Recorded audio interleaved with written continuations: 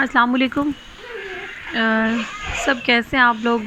उम्मीद है आप सब ठीक ठाक होंगे, खैर खैरियत से होंगे इंशाल्लाह। ये मेरा पहला व्लॉग है आज, तो मैंने सोचा आज अपनी लाइफ के बारे में कुछ बातें आप लोगों से शेयर करूं, और ताकि आप लोग मेरा हौसला बढ़ा सकें। ये कल मेरा रोड एक्सीडेंट हो गया था और इसकी वजह से ये काफ़ी इंजरीज़ वगैरह आई हैं फेस पे, पाँव पे, टांगों पे। खैर हम लोग 3 बहन भाई हैं। मेरा एक बड़ा भाई है जो मुझसे सिर्फ 1 साल बड़ा है, उसके बाद मैं हूँ और एक मेरा छोटा भाई है। तो मेरी 2012 में शादी हो गई थी।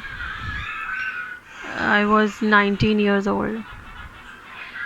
तो शादी हो गई, उसके बाद हमारे आपस में नहीं बनी। शादी के बाद से रोज़ लड़ाइयाँ झगड़े, किसी न किसी बात पे अंडरस्टैंडिंग नहीं हुई।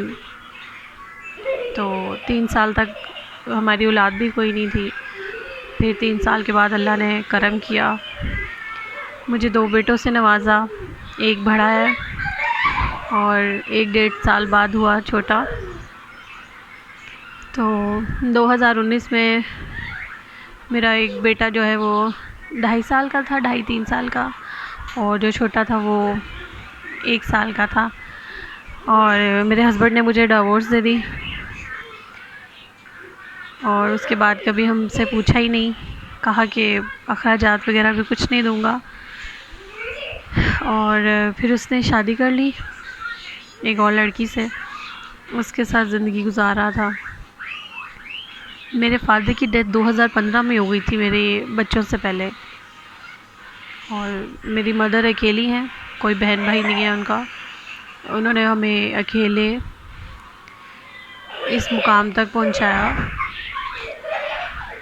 ये सदमा, ये गम बहुत बड़ा था शोहर की डेथ के बाद, बेटी की डिवोर्स का।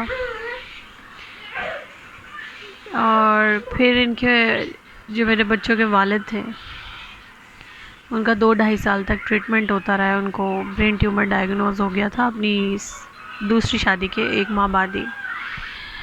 ब्रेन ट्यूमर उनको डायग्नोज हुआ, उसके बाद उनका ट्रीटमेंट चलता रहा, लेकिन वो सर्वाइव नहीं कर पाए और लास्ट ईयर नवंबर में उनकी डेथ हो गई।